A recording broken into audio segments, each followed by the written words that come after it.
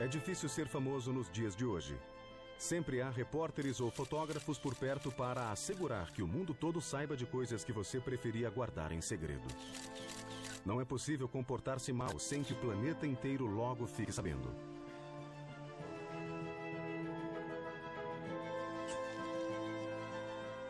I did not have sexual relations with that woman.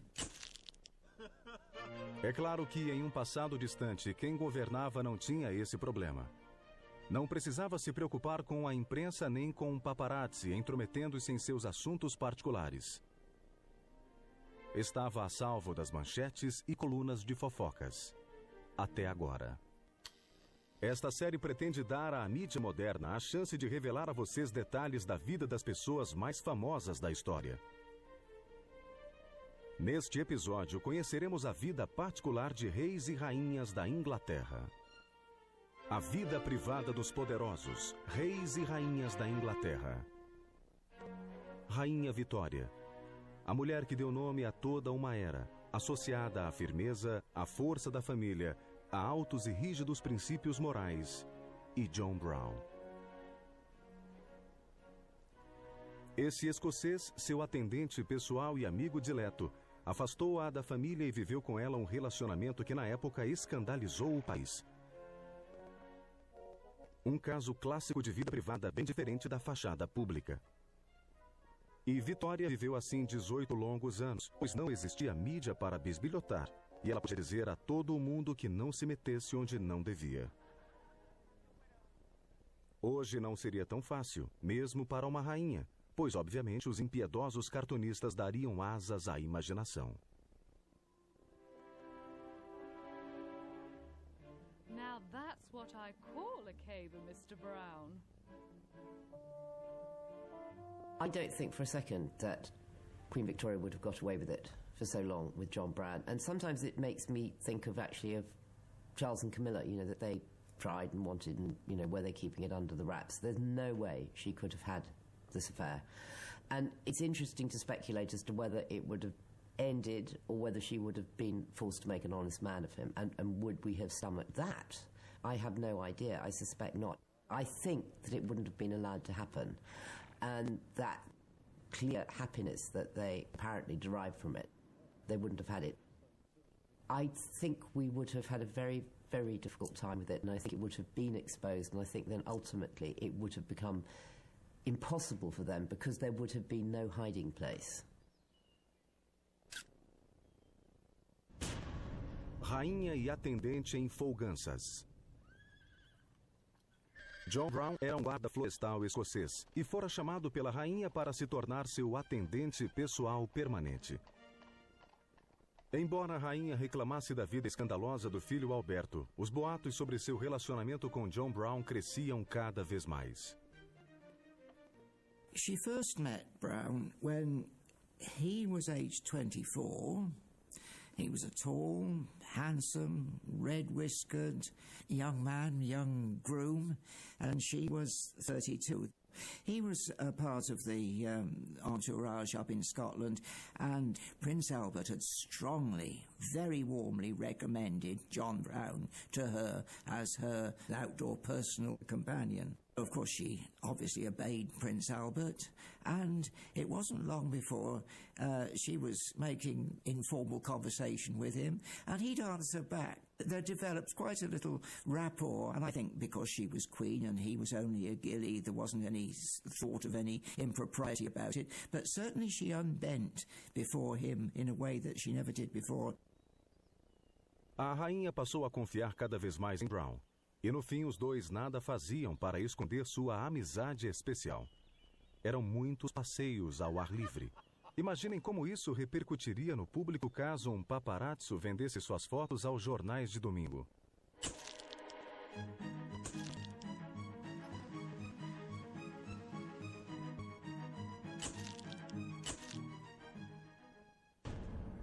Pombinhos, Vitória e o novo servente.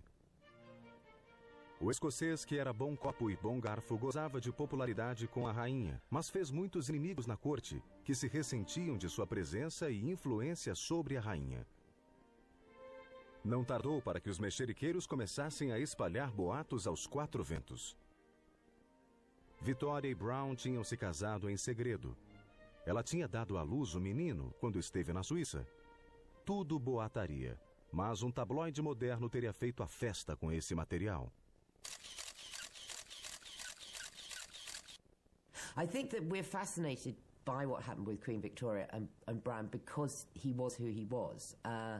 If we try to speculate about what would happen today, say Prince Philip had died about 15 years ago, leaving the Queen as a good-looking, very fit, middle-aged woman on her own, I think that the media and the world would have absolutely tolerated the idea that she had a companion, a nice man of her own class, obviously titled, has to have been himself a widower. There would be no other way, I think, that he could have acquired that status. I mean, a single man would have been suspect and a divorcee would have been too risque. Não só os mexeriqueiros incomodavam Brown. Toda a família real o desprezava. Queen Victoria bustled about interfering with everybody, and he did too. He wouldn't allow people to visit the Queen or go to see the Queen. He was obviously quite a complicated guy, and he wasn't someone who liked to stay completely in the shadows, and he liked kind of throwing his weight around a bit, but that was what attracted her, and she wasn't going to be attracted to some small man who was going to sit in the corner and just come and go at her beck and call. Prince of Wales, Bertie, he loathed Brown so much. Princess Alice once said, you know, he can talk to the Queen about anything, and we, her children, we're restricted into the subjects that we can talk to her about. John Brown morreu em 27 de março de 1883 com apenas 56 anos. A entristecida rainha escreveu: "Chorai comigo, pois o melhor e mais honesto coração deste mundo deixou de bater. Minha tristeza é enorme, e não sei como sobreviver a ela." A rainha sobreviveu 18 anos. Quando morreu em 1901, seus inimigos membros da família real puderam se vingar do homem que odiavam, mas que havia cativado sua rainha.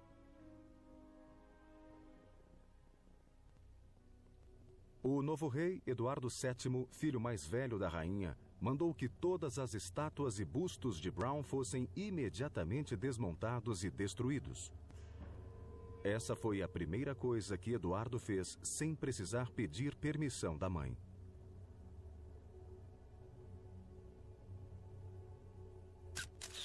Pelos padrões de hoje, o modo como a rainha Vitória tratava o filho, de apelido Bertie, seria considerado abusivo.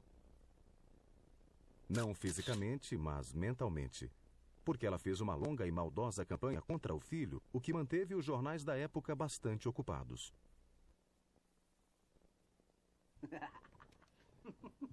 O pito de Vitória. Bertie aguenta o tranco. Vitória sempre teve um relacionamento interessante com os homens. Um deles, em particular, que levantou muitos mexericos foi Lord Melbourne, o primeiro-ministro britânico quando Vitória foi coroada rainha em 1837. Era 40 anos mais velho que ela, mas parecia gostar em demasia da jovem e inexperiente monarca. Well, hello, my dear. There was certainly a chemistry between them. They had great affection for each other. He'd lived a pretty rough life in politics, and there was this sweet young girl, and I think he fell in love with her. She, on the other hand, of course, desperately wanted somebody to look after her, and she said he looked at me in such a fatherly way. Seja como for, Lord Melbourne tornou-se a figura masculina mais importante na vida de Vitória, até que ela conheceu e se casou com o grande amor de sua vida, o primo Alberto de Saxe-Coburg. Casaram-se em fevereiro de 1840, 3 anos depois de ela ter subido ao trono. Aos 21 anos, a rainha Vitória teve a vida totalmente mudada, porque se apaixonou profundamente por seu erudito e culto marido alemão.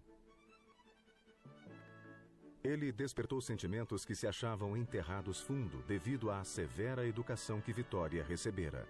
Principalmente seu lado sensual desabrochou, um traço bastante comum em todos os monarcas hanoverianos.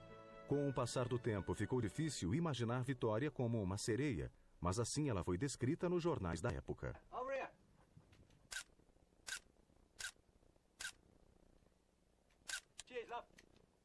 Por sorte, Alberto podia satisfazer sua rainha, que em troca lhe deu nada menos que 9 filhos nos 17 anos que se seguiram.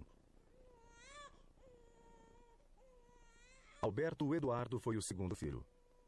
Nasceu em 9 de novembro de 1841, num parto difícil e doloroso para a rainha.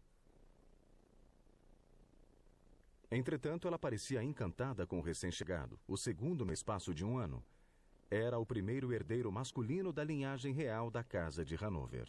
E a rainha e o consorte estavam determinados a prepará-lo para a difícil arte de reinar. Assim, quando Eduardo completou 7 anos, Alberto e os tutores puseram mãos à obra. Educação, educação, educação. Era o que queriam dar ao menino. E, excluindo quase todo o resto, foi exatamente isso que ele recebeu. There was a team of tutors producing the most harsh regimen that you could possibly imagine for this poor young kid. He was given 6 or 7 hours of study every day, 6 days a week, no light reading, harsh physical exercise for the rest of the time. And his tutors were given the specific instructions that he should go to bed physically completely tired every night. Mas Vitória começava a mostrar sinais de profundo desgosto pelo filho, que considerava teimoso e indolente. Por isso, o regime do rapaz tornou-se ainda mais opressivo. À medida que crescia, o jovem desenvolveu gosto por mulheres, diversão e música, mas Vitória e Alberto não lhe davam nada disso. E pressionavam o príncipe, que começava a gostar da vida social. No verão de 1861, a situação piorou. Bertie caiu-se de amores por uma atriz, Nellie Clifton.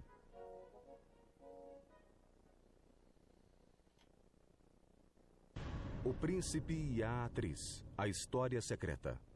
Well, he was on army manoeuvres in Ireland, and his fellow officers, after a party one night, they managed to smuggle an Irish actress into his tent, Nellie Clifton. Well, I suppose he went into his tent and found this gorgeous creature inside and enjoyed it very much. But of course, they heard about it in London. The reaction of Prince Albert and Victoria was just unspeakable. A paixão por uma simples atriz não era o que a rainha e o príncipe consorte esperavam do filho. Quando a história chegou aos ouvidos do pai, este comentou: "Foi o pior choque que já senti em minha vida." O triste comentário ficou na cabeça de Vitória. Numa visita que fez ao filho em novembro de 1861, o consorte caiu doente. E nunca mais se levantou. O príncipe Alberto sucumbiu à febre tifoide em 14 de dezembro. Vitória ficou arrasada e inconsolável. Infeliz rainha chora seu Alberto. Mas a tristeza da rainha achava-se agravada por outros sentimentos: amargura, raiva, desprezo e desgosto pelo filho que a seus olhos causara a morte do amado marido. Era bobagem, claro, mas Vitória não pensava assim e escreveu: "Por mais pena que eu sinta de meu filho, não posso mais vê-lo sem estremecer." E passou os 40 anos seguintes vingando-se do filho. You'd expect that a young man would take up the reins of government and take on responsibilities after that. But she wrote that Bertie should upon no account be put at the head of any of those societies or commissions or preside at any of those scientific proceedings in which his beloved father took so prominent a part. She deliberately, right from the beginning, specifically excluded him from any responsibility. Assim, não foi surpresa que o humilhado príncipe, impossibilitado de desempenhar suas funções, recuasse para o mundo do álcool, jogo, caça, dança e agisse com rebeldia, andando com amizades que Vitória desprezava e odiava. Nem foi surpresa que buscasse conforto nos braços de amantes que lhe davam o que sua frígida mulher recusava. Afinal, ser rejeitado pela mãe é ruim. Pior é ser também pela mulher. Portanto, da próxima vez em que os políticos falarem de voltar aos valores vitorianos, seria muito bom questioná-los a fundo.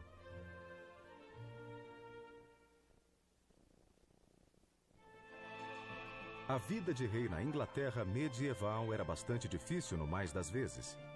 Havia gente demais querendo esse posto. Claro, nem todos podiam pôr as mãos na coroa, por isso havia uma luta surda para ganhar a preferência de quem a ostentava na cabeça. Todos os cortesãos tentavam achar seu lugar no coração do rei. Este é Piers Gaveston. Se alguém conseguiu a afeição de um rei, foi ele.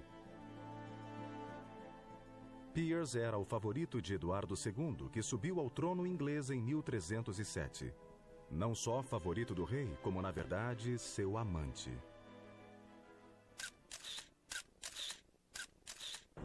O rei apaixonado. Chocante.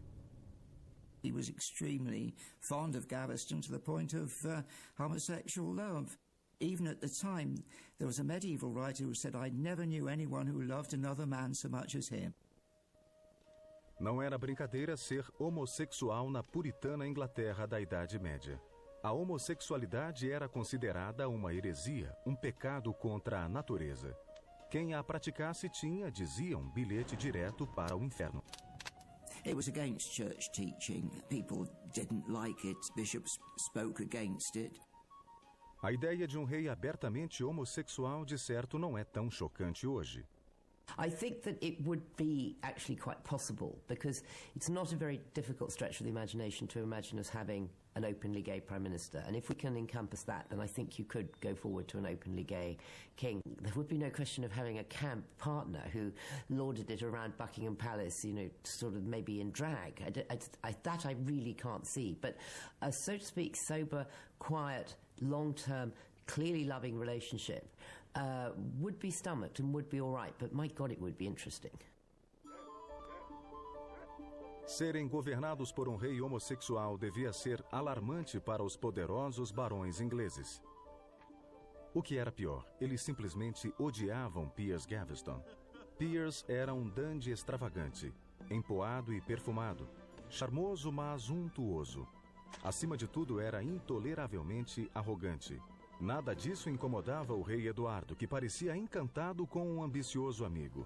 Mas algumas caricaturas em um tabloide chamariam o rei à razão e o tornariam mais cuidadoso.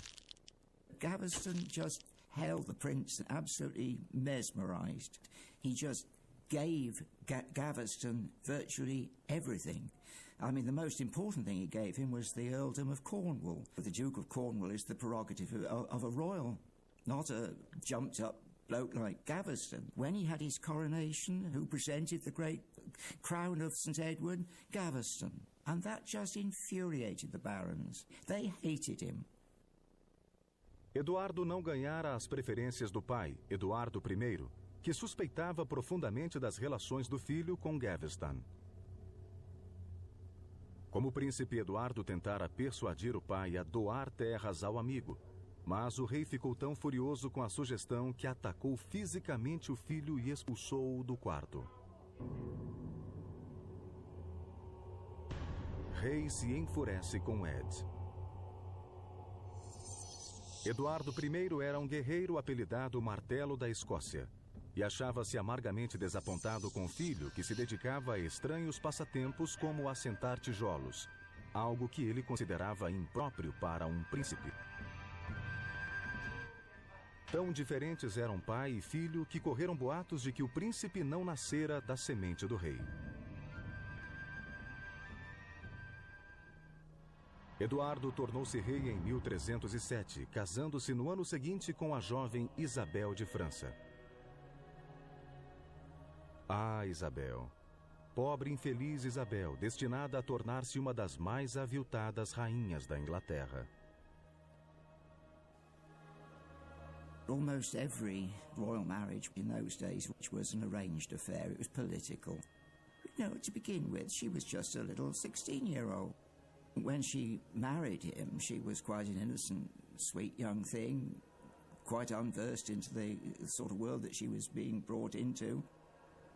Edward, I don't think he could care less about a 16-year-old princess he'd never seen, and he himself was 24. There was an 8-year gap. Talvez a rainha tivesse visto os sinais quando Eduardo insistiu que Gaveston carregasse a coroa e a espada de Santo Eduardo na cerimônia de casamento. Mexericos da corte davam conta de que Eduardo passara todos os presentes de casamento a Gaveston. O banquete foi organizado por ele, mas acabou em desastre. A comida estava ruim e foi servida com grande atraso. Em vez de se afligir, Piers jogou a culpa do fiasco nos criados. Mingau no casamento. Piers culpado.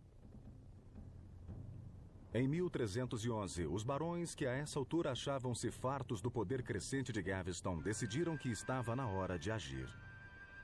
E armaram tamanha confusão que o rei decidiu mandar Gaveston sumir por algum tempo.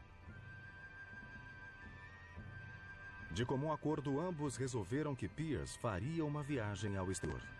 Assim, acompanhado de imenso séquito, Eduardo foi ao porto de Bristol, onde se despediu do amigo emocionado.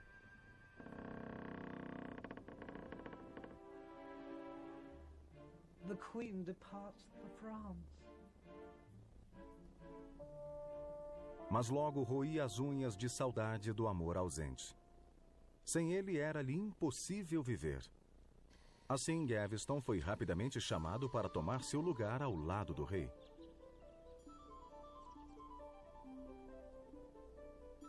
Dessa vez, porém, muita coisa estava em jogo. Muito melhor faria Gaveston mantendo-se afastado do país. Mas não era seu estilo.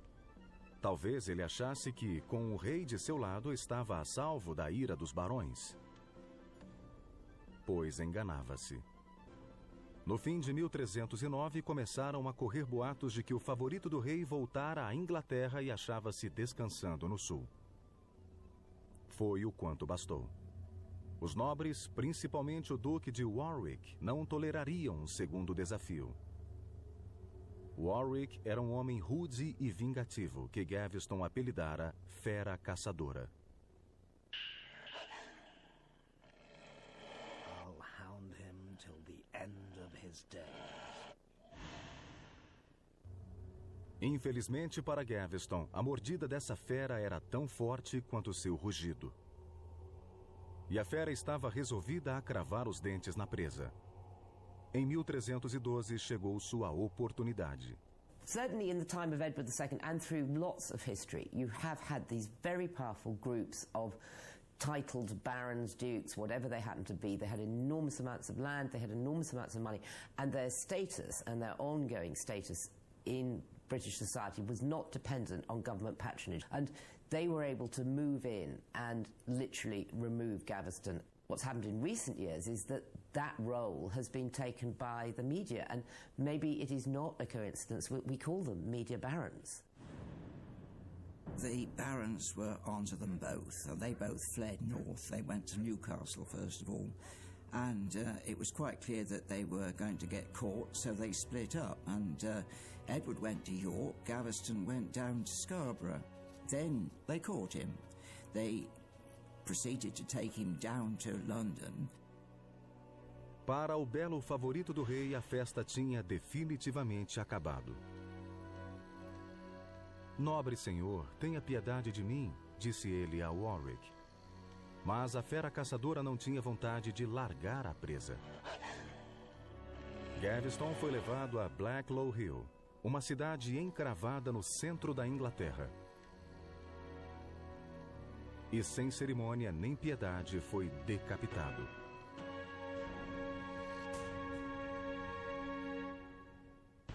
Sem lágrimas para Piers. Muitos nobres da corte acorreram a Blacklow Hill a fim de presenciar a execução e ter certeza de que Gaveston fora finalmente eliminado. Hoje, é claro, não haveria necessidade de nada parecido. A imprensa teria acabado com Gaveston muito antes do machado. Ou não? The modern media would clearly, I think, have destroyed Gaveston from what we know about his behaviour, because A, he was very in your face, very camp, and he was also extremely arrogant in a way that I don't think any female partner would be, in terms of, you know, he was male, he therefore felt he had power and he flexed his muscles. Dizem que Eduardo chorou Piers como um pai chora o filho. Minha Dor por Ed. Mas os favoritos vêm e vão, e Eduardo logo foi consolado por outra sedutora companhia masculina. Chamava-se Hugh Despenser. Era um jovem cortesão, não tão elegante quanto Piers Gaveston, mas igualmente ambicioso. E se tornaria igualmente impopular. Hugh dispenses his favors far and wide. Trabalhando ao lado do pai, que também se chamava Hugh, o jovem rapidamente tomou o lugar de Piers Gaveston. They were very staunchly loyal to Edward right the way through the first part of his reign. The elder Despenser was an honourable man, though very greedy and acquisitive, but the younger man was exactly the same age as Edward II himself. When Gaveston went, he sort of took over his role. He made the younger one Chamberlain, and he remained Chamberlain for almost 20 years. And he did a lot of good to the country. He also did a lot of good to himself. Mas quem quisesse uma vida sem problemas devia passar longe da posição de favorito do rei. As espadas logo foram desembainhadas, em particular contra o jovem Hugh. As coisas começaram a azedar em 1316. Nesse ano, Eduardo finalmente reconheceu que não sabia governar o país e decidiu que faria melhor se passasse o controle aos barões.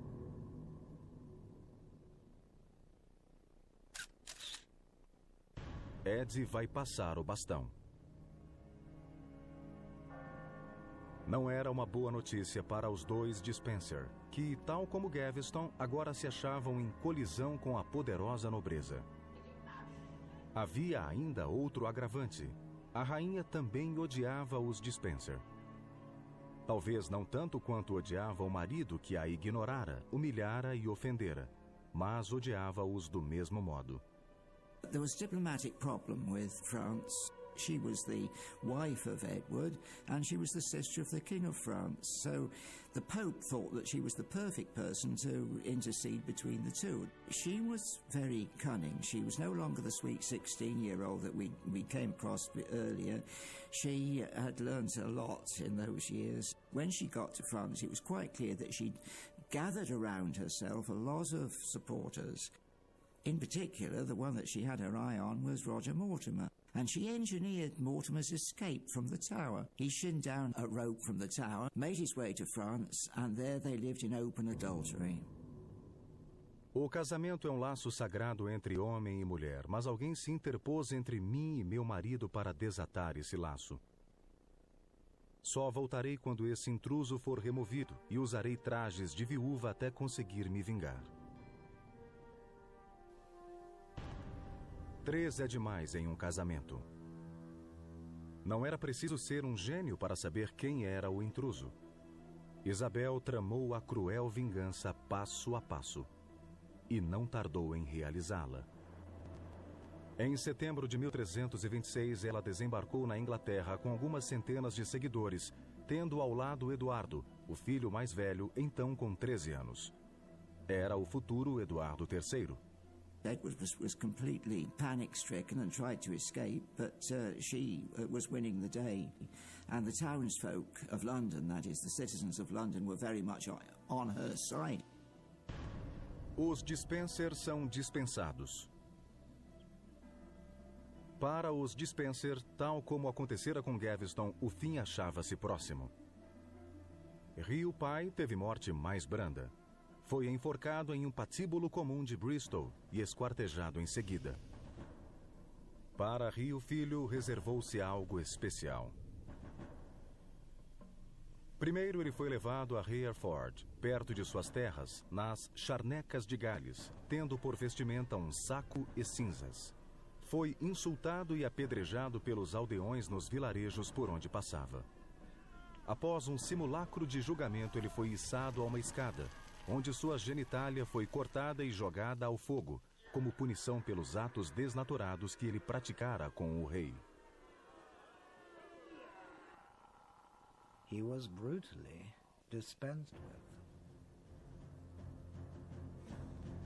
Mas a rainha não estava satisfeita. Ainda fazia questão fechada de se vingar do negligente e detestado marido. Primeiro, Eduardo II foi deposto, e o filho foi coroado rei Eduardo III, a 29 de janeiro de 1327.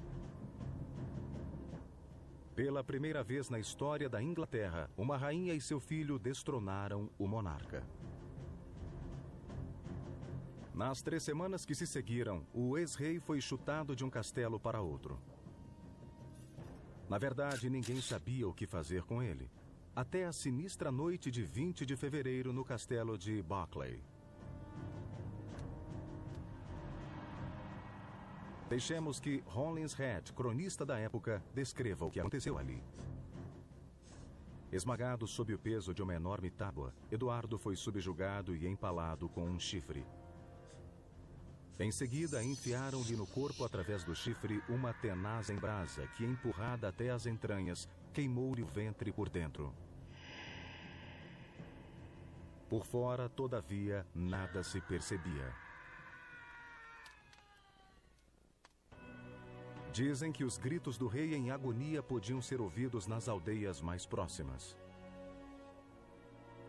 Isabel finalmente realizara sua terrível vingança.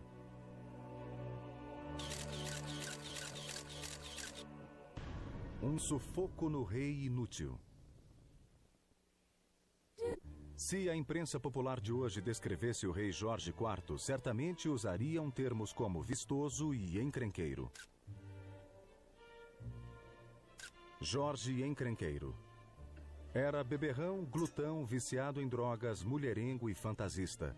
Sem falar na autoindulgência, na incrível capacidade de fazer dívidas e na mania de largar amigos e aliados políticos sempre que lhe conviesse. Nascido em agosto de 1762, filho mais velho de Jorge III e da rainha Carlota, Jorge era bem apessoado, de penetrantes olhos azuis e compleição harmoniosa. Sim, o jovem Jorge era um príncipe muito popular e o país esperava dele grandes feitos. Não só os pares da corte georgiana, mas também o povo humilde. O belo Jorge, príncipe do povo. He was a cultivated young man, very moral, and I think they looked forward to expansion. I mean, we were, at that time, developing our empire, and America was still a part of the British Empire at that time, or colonies, and so everything looked rosy. Mas os famosos hormônios da família não tardaram a se manifestar. Jorge tinha levado uma vida regrada, mas quando pôde se mover com maior liberdade nos círculos sociais, começou a conhecer as mulheres. Jovem e saudável, Jorge gostou do que viu. O primeiro objeto de seus desejos foi a famosa atriz Mary Robinson, dona de beleza estonteante. O novo amor de Jorge. Os boatos ferveram. Diziam que Jorge havia declarado eterno amor à atriz. Eterno, isto é, até que outras jovens abençoadas pela prodigalidade do príncipe aparecessem. E não havia dúvida. Jorge era considerado atraente pelas damas. Um verdadeiro presente para os cartunistas de hoje. My dear, how lovely to meet you both. As extravagâncias e paixões de Jorge aumentaram ainda mais o abismo que o separava do pai. De fato, o rei Jorge III era um severo pai de família que considerava o comportamento do filho simplesmente abominável. They were two totally different characters. As I said, George III was very moral, very upright, very quiet, and very domesticated. Prinny, very intelligent, very articulate, very artistic, very exhibitionist, and I think that he simply burst out of the bounds that his father wanted to put round him. They wanted the best for him, and they were all the time trying to force him to be good. A essa altura, o príncipe achava-se pesadamente endividado Mas tudo parecia em ordem, pois em 1783 ele se mudou para o esplendor de Carlton House, em Londres, recebendo do pai uma pensão de 50.000 libras anuais. Além disso, o parlamento concedeu-lhe um bônus de 30.000 libras para cobrir suas dívidas. Mas George não resistiu à elegância da nova mansão onde morava. E num piscar de olhos, os gastos com mobília e reformas chegaram à estratosfera. E, de novo, o incorrigível príncipe se viu atolado em dívidas. Dessa vez da ordem de 250.000 libras. Mas George resolvera se apaixonar de novo por uma mulher mais velha que ele, Maria Fitzherbert. Dessa vez o romance trouxe dores de cabeça. She was a commoner. Now, I know that means almost nothing to us today, but right up to into the 20th century, kings married princesses. But it was worse than that, because there was the Royal Marriage Act of 1772, and that would invalidate any marriage that he might make if he married someone under the age of 25, and that he was still under 25. It was even worse than that, because she was a Catholic. Now, the Act of Settlement in 1701 made it impossible for any prince who married a papist to succeed to the throne, and poor Maria Fitzherbert was a papist. Also, she was quite a moral young lady, and she would not be his mistress. Mas George não era homem de desistir por motivo tão pífio e casou-se com Maria, só que em segredo. Chegou a subornar um ministro anglicano para oficiar a cerimônia. Imaginem quanto não valeriam algumas fotos tiradas por um paparazzo indiscreto nos dias de hoje. Sem demora, a história do casamento chegou à corte londrina. Mas o príncipe simplesmente negou tudo. Isso é um escândalo, esbravejou ele, indignado. Mas esqueceu-se de mencionar que era verdade. Terá George casado?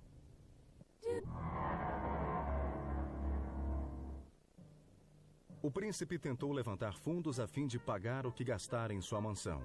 Mas o pai recusou-se a abrir os cofres do tesouro mais uma vez para satisfazer o insaciável e pródigo rapaz. Em poucos dias, o príncipe era perseguido pelos credores. For a change, the prince is being chased. Não lhe restava alternativa senão cortar despesas. Os cavalos de corrida foram vendidos e a criadagem reduzida.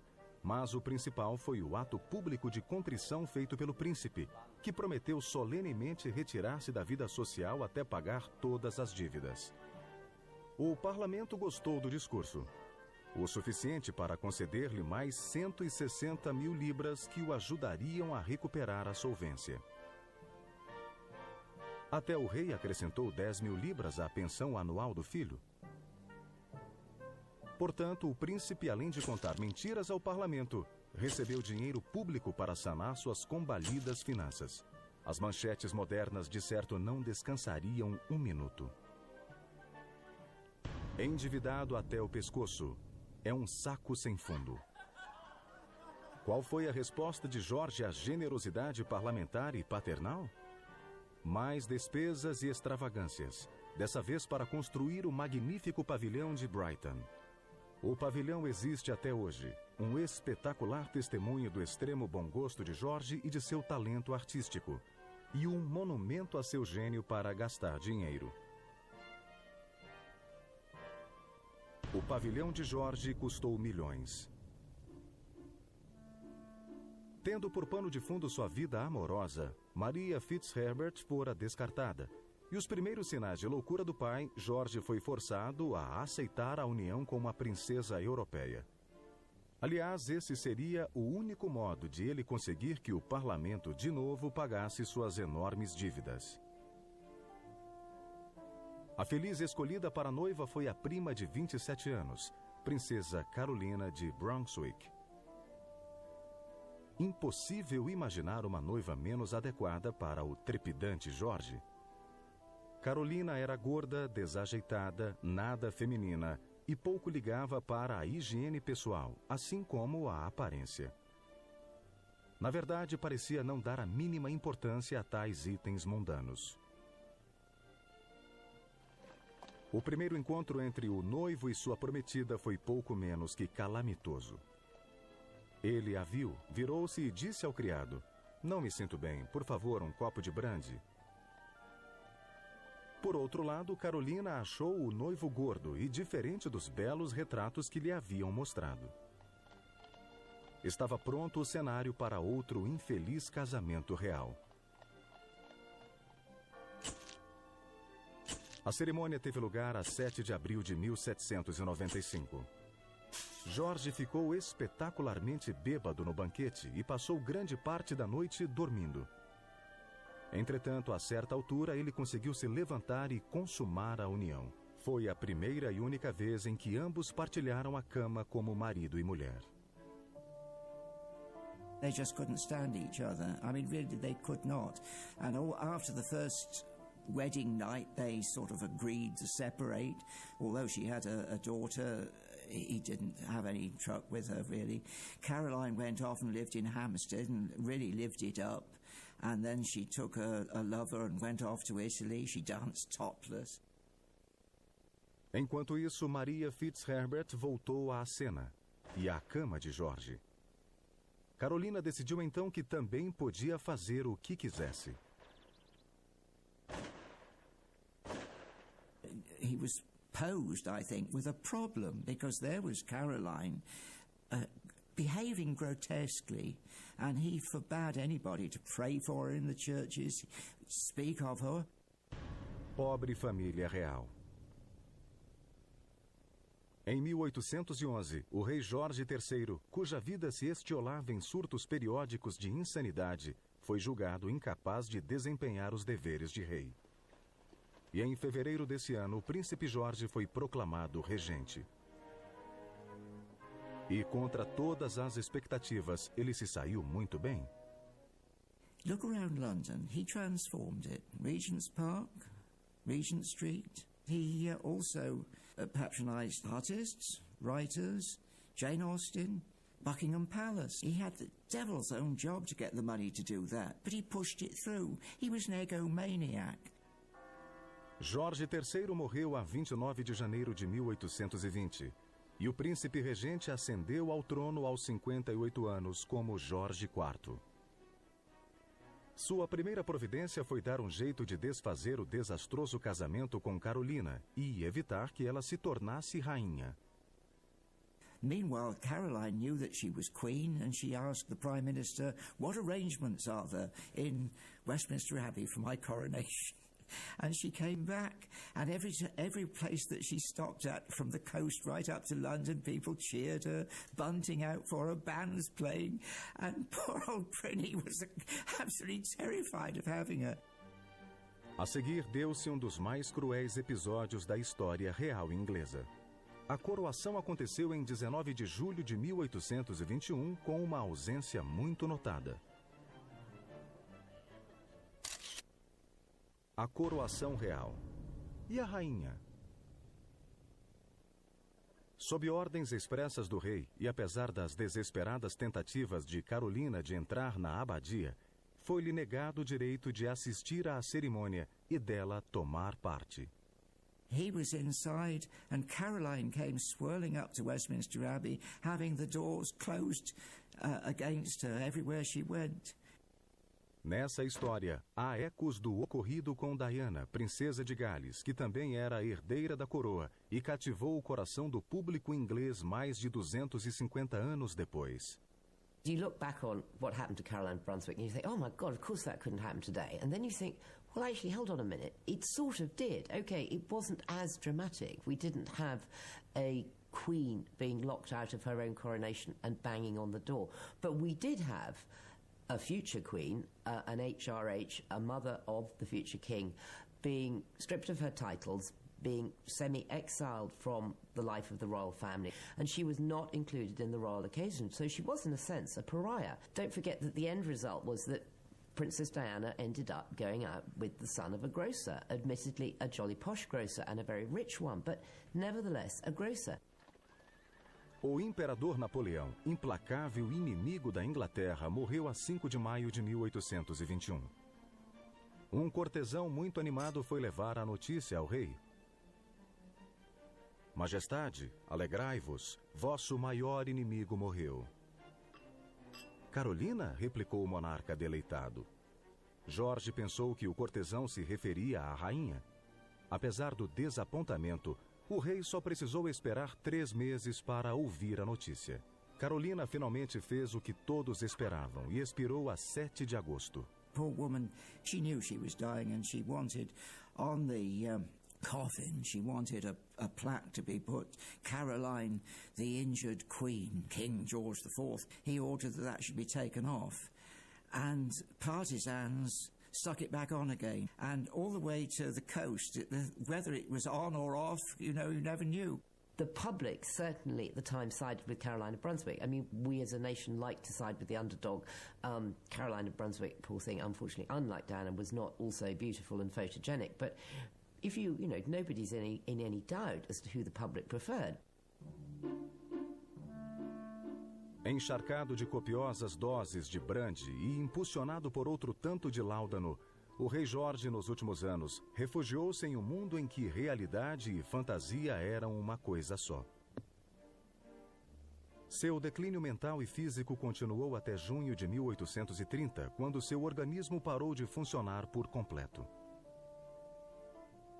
Jorge morreu sem o amor do povo, que se cansara de um monarca que levara uma vida de dissipação e que soubera resistir a tudo, menos às tentações. Um homem que se preocupara com a reputação e com um lugar na história, mas não soubera merecer nenhum dos dois. Embora a história viesse a desdizer William Savage Landor, esse escritor resumiu o sentimento de toda a nação ao escrever o seguinte: quando o quarto desceu à terra, Deus seja louvado. Os Jorges acabaram.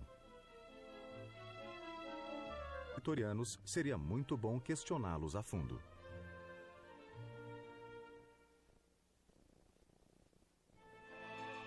A vida de rei na Inglaterra medieval era bastante difícil no mais das vezes. Havia gente demais querendo esse posto. Claro, nem todos podiam pôr as mãos na coroa, por isso havia uma luta surda para ganhar a preferência de quem a ostentava na cabeça. Todos os cortesãos tentavam achar seu lugar no coração do rei. Este é Piers Gaveston. Se alguém conseguiu a afeição de um rei, foi ele. Piers era o favorito de Eduardo II, que subiu ao trono inglês em 1307. Não só favorito do rei, como, na verdade, seu amante.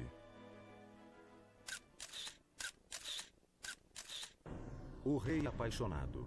Chocante. He was extremely fond of Gaveston to the point of homosexual love.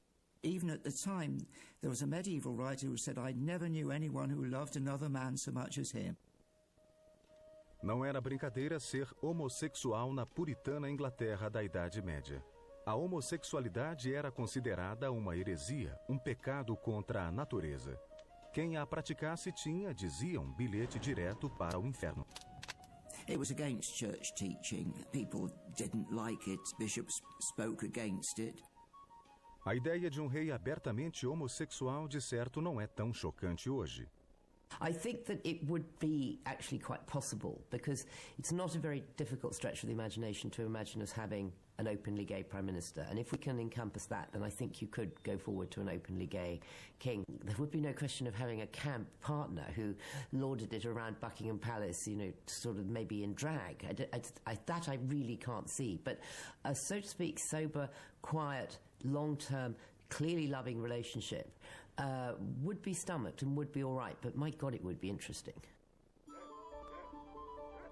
Serem governados por um rei homossexual devia ser alarmante para os poderosos barões ingleses. O que era pior, eles simplesmente odiavam Piers Gaveston. Piers era um dandy extravagante, empoado e perfumado, charmoso mas untuoso. Acima de tudo, era intoleravelmente arrogante. Nada disso incomodava o rei Eduardo, que parecia encantado com um ambicioso amigo. Mas algumas caricaturas em um tabloide chamariam o rei à razão e o tornariam mais cuidadoso. Gaveston just held the prince absolutely mesmerized. He just gave Gaveston virtually everything. I mean, the most important thing he gave him was the earldom of Cornwall. The Duke of Cornwall is the prerogative. Uma vez em que os políticos falarem de voltar aos valores vitorianos, seria muito bom questioná-los a fundo.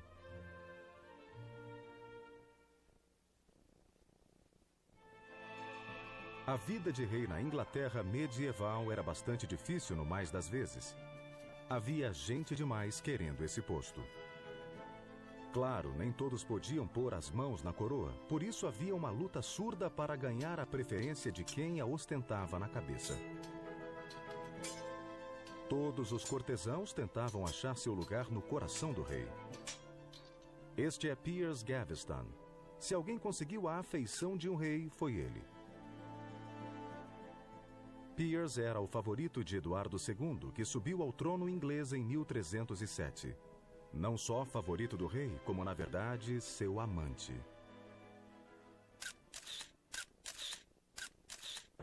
O rei apaixonado. Chocante. He was extremely fond of Gaveston to the point of homosexual love.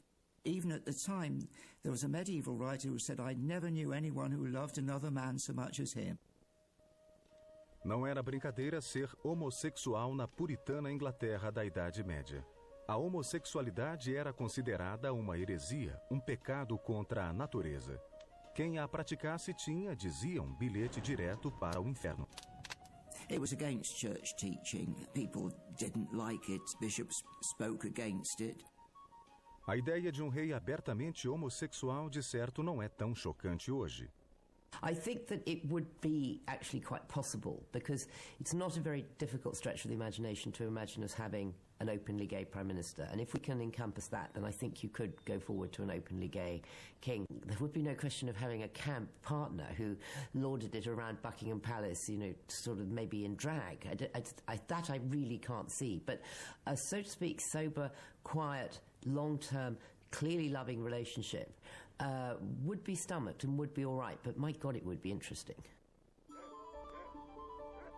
Serem governados por um rei homossexual devia ser alarmante para os poderosos barões ingleses.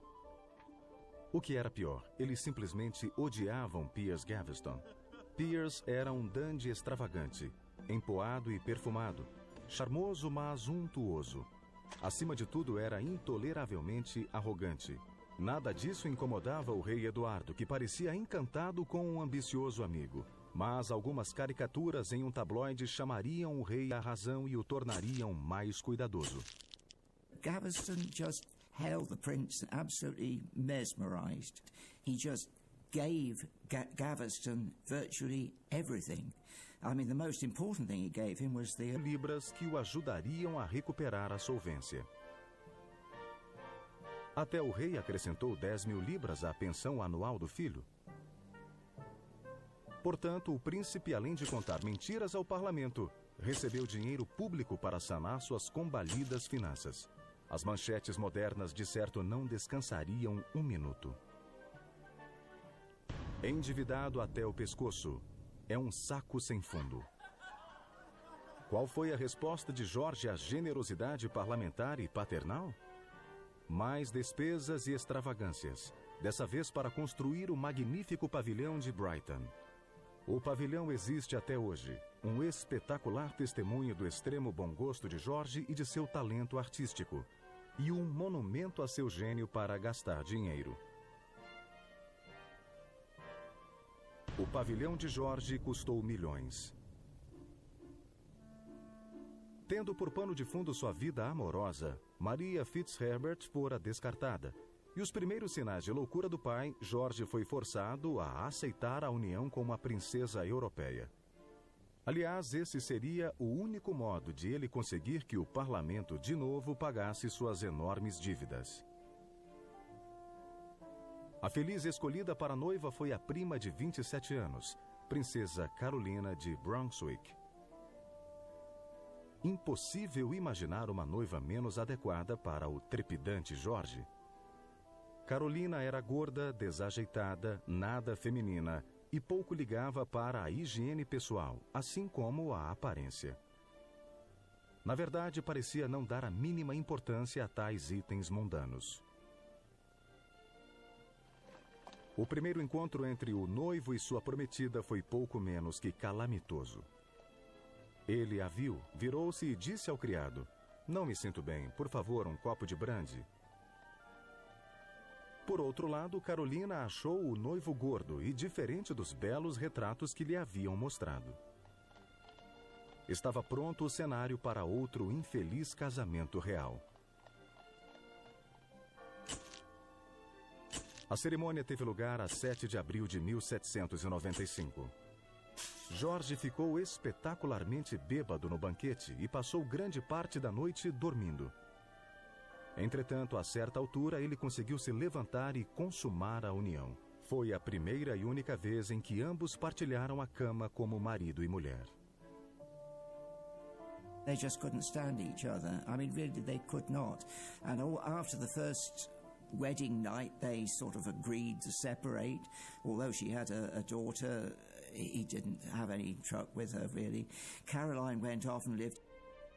Neste episódio, conheceremos a vida particular de reis e rainhas da Inglaterra. A vida privada dos poderosos, reis e rainhas da Inglaterra. Rainha Vitória, a mulher que deu nome a toda uma era, associada à firmeza, à força da família, a altos e rígidos princípios morais, e John Brown. Esse escocês, seu atendente pessoal e amigo dileto, afastou-a da família e viveu com ela um relacionamento que na época escandalizou o país. Um caso clássico de vida privada bem diferente da fachada pública. E Vitória viveu assim 18 longos anos, pois não existia mídia para bisbilhotar, e ela podia dizer a todo o mundo que não se metesse onde não devia. Hoje não seria tão fácil, mesmo para uma rainha, pois obviamente os impiedosos cartunistas dariam asas à imaginação. Now that's what I call a cable, Mr. Brown. I don't think for a second that Queen Victoria would have got away with it for so long with John Brown. And sometimes it makes me think of actually of Charles and Camilla, you know, that they tried and wanted and, you know, were they keeping it under the wraps? There's no way she could have had this affair. And it's interesting to speculate as to whether it would have ended or whether she would have been forced to make an honest man of him. And would we have stomached that?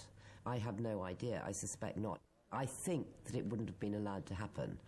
And that clear happiness that they apparently derived from it, they wouldn't have had it. I think we would have had a very, very difficult time with it, and I think it would have been exposed, and I think then ultimately it would have become impossible for them because there would have been no hiding place. Rainha e atendente em folganças. John Brown era um guarda florestal escocês e fora chamado pela rainha para se tornar seu atendente pessoal permanente. Embora a rainha reclamasse da vida escandalosa do filho Alberto, os boatos sobre seu relacionamento com John Brown cresciam cada vez mais. She first met Brown when he was aged 24. He was a tall, handsome, red-whiskered young man, young groom, and she was 32. He was a part of the entourage up in Scotland, and Prince Albert had strongly, very warmly recommended John Brown to her as her outdoor personal companion. Of course, she obviously obeyed Prince Albert, and it wasn't long before she were very staunchly loyal to Edward right the way through the first part of his reign. The elder Despencer was an honourable man, though very greedy and acquisitive, but the younger man was exactly the same age as Edward II himself. When Gaveston went, he sort of took over his role. He made the younger one Chamberlain, and he remained Chamberlain for almost 20 years, and he did a lot of good to the country. he also did a lot of good for himself. Mas quem quisesse uma vida sem problemas devia passar longe da posição de favorito do rei. As espadas logo foram desembainhadas, em particular contra o jovem Hugh. As coisas começaram a azedar em 1316. Nesse ano, Eduardo finalmente reconheceu que não sabia governar o país e decidiu que faria melhor se passasse o controle aos barões.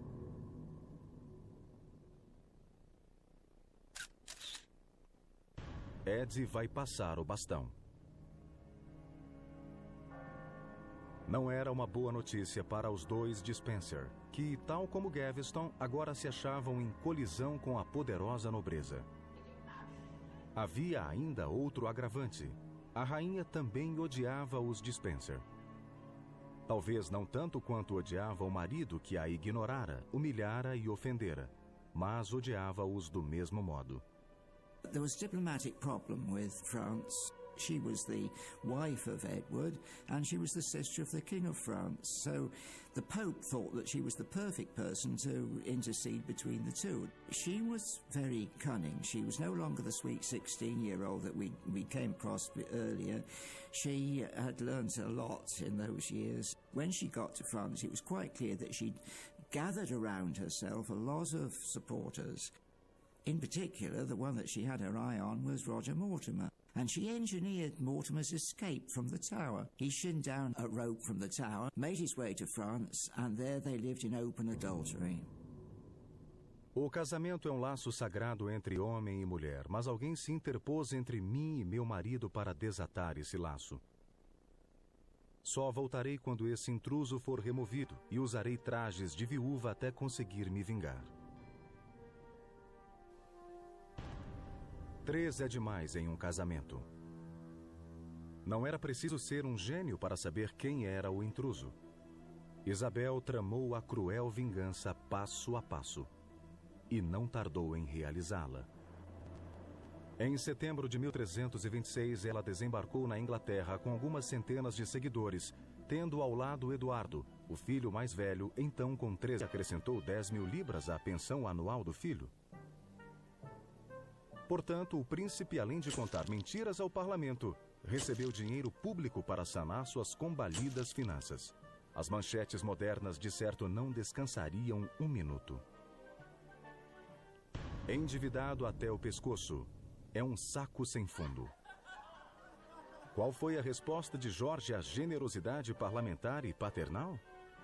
Mais despesas e extravagâncias, dessa vez para construir o magnífico pavilhão de Brighton. O pavilhão existe até hoje, um espetacular testemunho do extremo bom gosto de Jorge e de seu talento artístico, e um monumento a seu gênio para gastar dinheiro. O pavilhão de Jorge custou milhões. Tendo por pano de fundo sua vida amorosa, Maria Fitzherbert fora descartada. E os primeiros sinais de loucura do pai, Jorge foi forçado a aceitar a união com uma princesa europeia. Aliás, esse seria o único modo de ele conseguir que o parlamento de novo pagasse suas enormes dívidas. A feliz escolhida para noiva foi a prima de 27 anos, princesa Carolina de Brunswick. Impossível imaginar uma noiva menos adequada para o trepidante Jorge. Carolina era gorda, desajeitada, nada feminina e pouco ligava para a higiene pessoal, assim como a aparência. Na verdade, parecia não dar a mínima importância a tais itens mundanos. O primeiro encontro entre o noivo e sua prometida foi pouco menos que calamitoso. Ele a viu, virou-se e disse ao criado: "Não me sinto bem, por favor, um copo de brandy." Por outro lado, Carolina achou o noivo gordo e diferente dos belos retratos que lhe haviam mostrado. Estava pronto o cenário para outro infeliz casamento real. A cerimônia teve lugar a 7 de abril de 1795. Jorge ficou espetacularmente bêbado no banquete e passou grande parte da noite dormindo. Entretanto, a certa altura, ele conseguiu se levantar e consumar a união. Foi a primeira e única vez em que ambos partilharam a cama como marido e mulher. They just couldn't stand each other. I mean, really, they could not. And after the first wedding night, they sort of agreed to separate. Although she had a daughter, he didn't have any truck with her, really. Caroline went off and lived in Hampstead and really lived it up. And then she took a lover and went off to Italy. Não era brincadeira ser homossexual na puritana Inglaterra da Idade Média. A homossexualidade era considerada uma heresia, um pecado contra a natureza. Quem a praticasse tinha, diziam, bilhete direto para o inferno. It was against church teaching. People didn't like it. Bishops spoke against it. A ideia de um rei abertamente homossexual, de certo, não é tão chocante hoje. I think that it would be actually quite possible, because it's not a very difficult stretch of the imagination to imagine us having an openly gay Prime Minister. And if we can encompass that, then I think you could go forward to an openly gay king. There would be no question of having a camp partner who lauded it around Buckingham Palace, you know, sort of maybe in drag. That I really can't see. But a, so to speak, sober, quiet, long-term, clearly loving relationship would be stomached and would be all right, but my God, it would be interesting. Serem governados por um rei homossexual devia ser alarmante para os poderosos barões ingleses. O que era pior, eles simplesmente odiavam Piers Gaveston. Piers era um dandy extravagante, empoado e perfumado, charmoso mas untuoso. Acima de tudo, era intoleravelmente arrogante.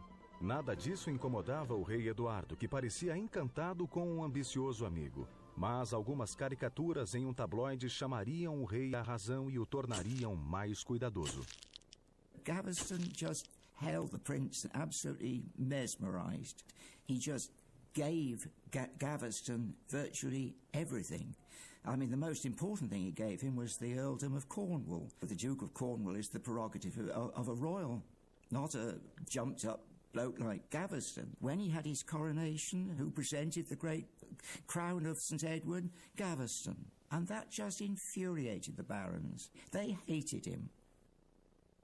Eduardo não ganhara as preferências do pai, Eduardo I, que suspeitava profundamente das relações do filho com Gaveston.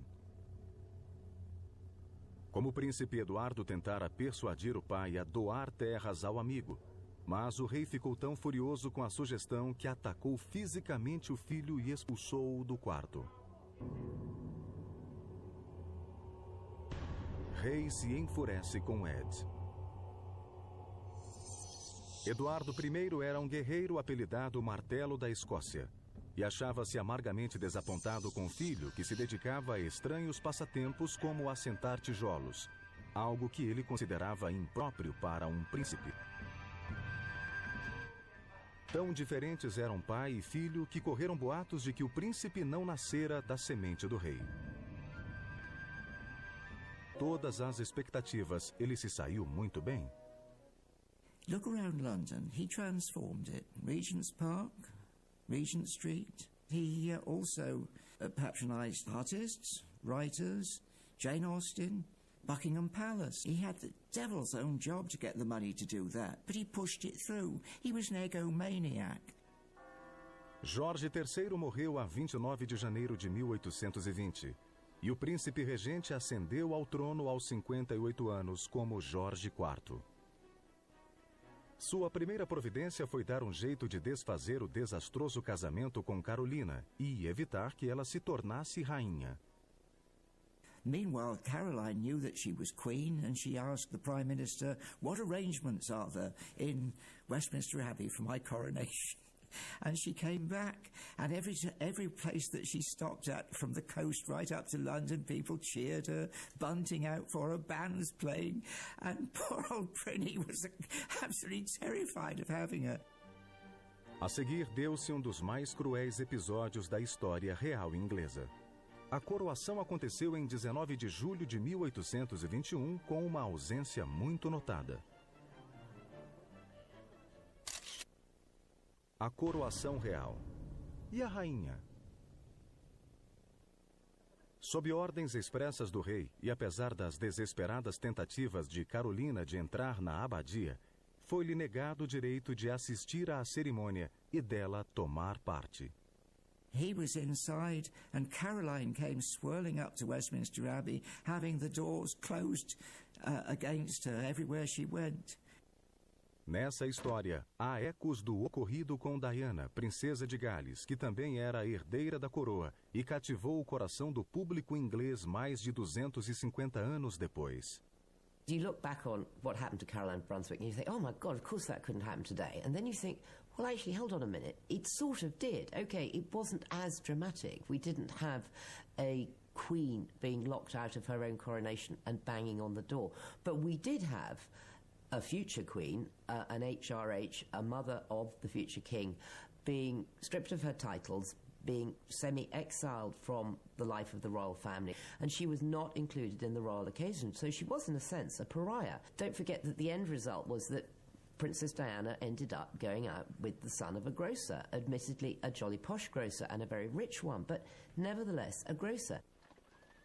O imperador Napoleão, implacável inimigo da Inglaterra, morreu a 5 de maio de 1821. Um cortesão muito animado foi levar a notícia ao rei. Majestade, alegrai-vos, vosso maior inimigo morreu. Have sexual relations with that woman. É claro que em um passado distante, quem governava não tinha esse problema. Não precisava se preocupar com a imprensa nem com um paparazzi intrometendo-se em seus assuntos particulares. Estava a salvo das manchetes e colunas de fofocas.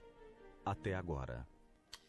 Esta série pretende dar à mídia moderna a chance de revelar a vocês detalhes da vida das pessoas mais famosas da história. Neste episódio, conheceremos a vida particular de reis e rainhas da Inglaterra. A vida privada dos poderosos, reis e rainhas da Inglaterra.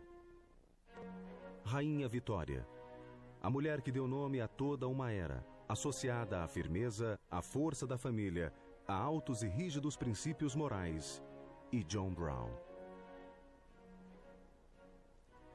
Esse escocês, seu atendente pessoal e amigo dileto, afastou-a da família e viveu com ela um relacionamento que na época escandalizou o país. Um caso clássico de vida privada bem diferente da fachada pública.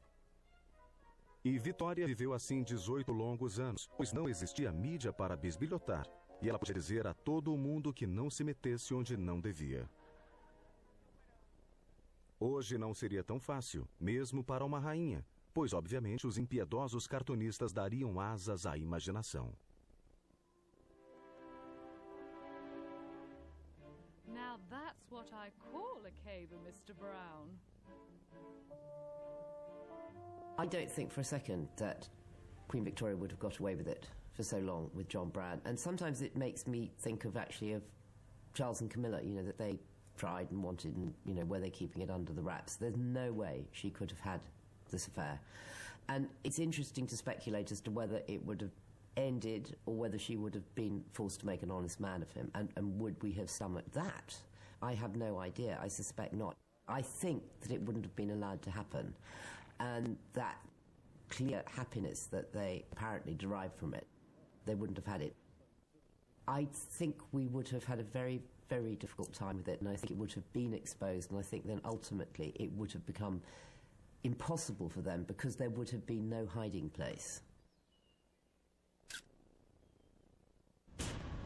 Rainha e atendente em folganças. John Brown era um guarda florestal escocês e fora chamado pela rainha para se tornar seu atendente pessoal permanente. Embora a rainha reclamasse da vida escandalosa do filho Alberto, os boatos sobre seu relacionamento com John Brown cresciam cada vez mais. She first met Brown when... Organizado por ele, mas acabou em desastre. A comida estava ruim e foi servida com grande atraso. Em vez de se afligir, Pierre jogou a culpa do fiasco nos criados. Mingau no casamento, Piers culpado. Em 1311, os barões que a essa altura achavam-se fartos do poder crescente de Gaveston decidiram que estava na hora de agir. E armaram tamanha confusão que o rei decidiu mandar Gaveston sumir por algum tempo. De comum acordo, ambos resolveram que Piers faria uma viagem ao exterior. Assim, acompanhado de imenso séquito, Eduardo foi ao porto de Bristol, onde se despediu do amigo emocionado.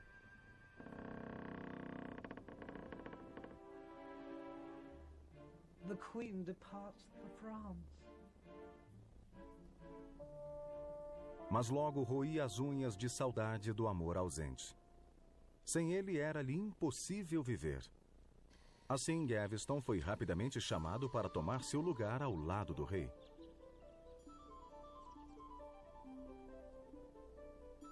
Dessa vez, porém, muita coisa estava em jogo. Muito melhor faria Gaveston mantendo-se afastado do país. Mas não era seu estilo. Talvez ele achasse que, com o rei de seu lado, estava a salvo da ira dos barões. Pois enganava-se. No fim de 1309, começaram a correr boatos de que o favorito do rei voltara à Inglaterra e achava-se descansando no sul. Foi o quanto bastou. Os nobres, principalmente o Duque de Warwick, não tolerariam um segundo desafio. Warwick era um homem rude e vingativo, que Gaveston apelidara Fera Caçadora. I'll hound him till the end of his days. Infelizmente para Gaveston, a mordida dessa fera era tão forte quanto seu rugido. E a fera estava resolvida a cravar os dentes na presa. Em 1312 chegou sua oportunidade. Certainly in the time of Edward II and through lots of history, you have had these very powerful groups of titled barons, dukes, whatever they happen to be. They had enormous amounts of land, they had enormous amounts of money, and their status and their ongoing status in British society was not dependent on government patronage. And they were able to move in and literally remove Gaveston. What's happened in recent years is that that role has been taken by the media, and maybe it is not a coincidence we call them media barons. The barons were onto them both, and they both fled north. Vitória não pensava assim e escreveu: Por mais pena que eu sinta de meu filho, não posso mais vê-lo sem estremecer. E passou os 40 anos seguintes vingando-se do filho. You'd expect that a young man would take up the reins of government and take on the responsibilities after that.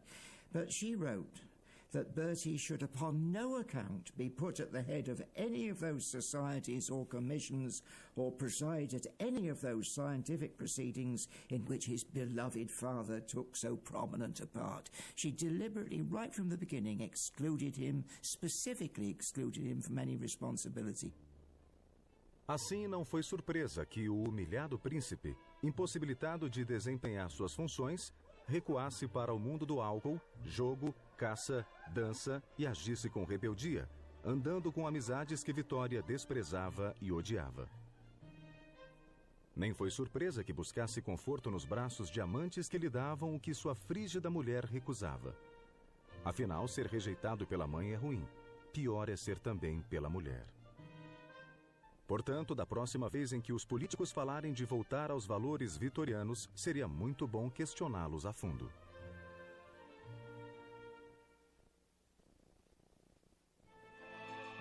A vida de rei na Inglaterra medieval era bastante difícil no mais das vezes. Havia gente demais querendo esse posto. Claro, nem todos podiam pôr as mãos na coroa, por isso havia uma luta surda para ganhar a preferência de quem a ostentava na cabeça. Todos os cortesãos tentavam achar seu lugar no coração do rei. Este é Piers Gaveston. Se alguém conseguiu a afeição de um rei, foi ele. Piers era o favorito de Eduardo II, que subiu ao trono inglês em 1307. Não só favorito do rei, como, na verdade, seu amante.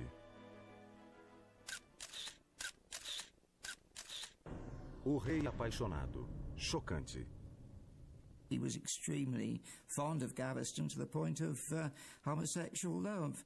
Even at the time, there was a medieval writer who said, "I never knew anyone who loved another man so much as him." Não era brincadeira ser homossexual na puritana Inglaterra da Idade Média. A homossexualidade era considerada uma heresia, um pecado contra a natureza. Quem a praticasse tinha, diziam, bilhete direto para o inferno. It was against church teaching. People didn't like it. Bishops spoke against it. A ideia de um rei abertamente homossexual, de certo, não é tão chocante hoje. I think that it would be actually quite possible